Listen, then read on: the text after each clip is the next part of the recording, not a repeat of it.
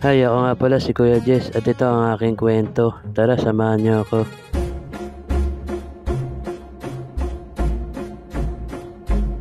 Ngayong araw nga wala nga akong labas at kaya naligo nga ako at parang nga umalis. Kukunin ko kasi yung pinagawa nga namin na sticker nga ni Mang Yan. Daanan ko na nga lang daw dun sa tropa nga namin na nagtitinda nga ng buko. Kasi nga bago nga siya umalis, sabi nga sa akin iiwan nga daw niya dun. At pagkatapos nga maya nga nandito na nga ako sa labas at yan nga sobrang boring nga dito kasi sobrang tahimik pala pag ganitong oras na nga. Alas 2:30 na pala to at yan nga sinimulan ko na nga ang paglalakad at pagkatapos nga yan nagpatuloy nga lang tayo sa paglalakad. At lumakad nga lang ako ng lumakad at maya ngayon tinawag nga ako ni Ate Claire. Tinanong nga niya ako kung bibili nga daw ako ng tinapay kaya dahil na ako pumunta dito nga kala Ate Claire. Tinanong ko nga si Ate Claire kung may bagong luto na nga na tinapay. Sabi nga ni Ate Claire meron na nga daw yung puto. At kaya dahil na tayo nagbayad at yun nabot ko na nga yung bayad ko kay Ate Claire. Nayabot ko na nga at pagkatapos nga sabi nga ni Ate Claire maya nga antayin ko na nga lang at aanguin na nga ni Kuya. At habang nag-aantay nga ako dito at yun nagkwentuhan muna nga kami ni Ate Claire. Tinanong nga niya nga ako kung bakit ako nagbibideo, sabi ko nag-vlog nga ako. At pagkatapos nga tinanong nga niya kung ano nga daw pangalan ko para ma-follow niya nga daw niya ako. After nga niyan, pagkatapos nga namin magkwentuhan nga ni Ate Claire at yan kinuha ko na nga itong ating nga binili nga na tinapay nga sa kanila. Nakuha ko na nga at yan nga nagpatuloy na nga tayo at para nga maglakad ulit at habang naglalakad nga ako at yan may tumawag nga na bata sa akin. At kaya minto mo na nga ako at yan nga lagi nga daw niya napanood nga daw yung vlog ko. Yung nakita nga niya ako nag-vlog at yan sabi ko nga sama na nga siya dito nga sa aking ang vlog. Sobrang saya nga niya kasi nga nasama na nga siya dito nga sa ating ang vlog. At pagkatapos nga yun sama nga daw siya sa akin, sabi ko malayo nga yung pupuntahan ko at baka maligaw siya. At kaya yun binigyan ko na nga siya ng 5 at para nga hindi na nga sumunod. At pagkatapos ko nga siyang bigyan at yun maya nga yun umuwi na nga siya, di bali taga dito nga siya sa amin. At pagkatapos nga yun nagsimula na nga tayo at para nga lumakad nga ulit. At nagpatuloy nga lang ako sa akin nga paglalakad at maya nga yun natanaw ko na nga itong aming nga paring buko. Kaya yun nagsimula na nga ako at para nga tumawid at yun nga naglalakad na nga tayo at para nga tumawid. At yun nga nakita na niya nga ako kaya yun natatawa nga ako dyan. At ayun nga nagtataka nga siya kung ba't nga nandito ako at wala nga akong dalang kariton. At ayun nga tatanong ko nga lang kung meron nga iniwan nga si Mang Yan. Sabi nga niya wala nga daw. Pagkatapos nga sabi nga niya sa akin kakadaan nga lang daw nga ni Mang Yan at yun nga di nga niya nakuha yung sticker kasi nga sarado at bukas pa nga daw niya makukuha nga daw. At ayun nga bago nga ako umuwi at yun nagpicture muna nga kami. Pagkatapos nga namin magpicture at yun maya nga nauna na nga ako sa kanya at yun nga nagpaalam na ako at parang nga lumak. At pagkatapos ko nga magpaalam at yun nagpasalamat nga ako sa kanya at yun nga nagpatuloy na nga tayo sa paglalakad at parang nga umuwi. At dala-dala ko na nga ito nga binili nga natin na tinapay doon nga kala Ate Claire. At nandito na ako sa amin at yan habang naglalakad nga ako at yan nakita ko nga si Talong at yun nga lalabas na nga daw siya. At ayun nga nakaready na nga ito ang kanyang kariton at maya nga yun lalabas na nga daw siya. At pagkatapos nga yun nauna na nga ako sa kanya at parang nga umuwi. At yun nga hanggang dito na lang, parang thank you for watching.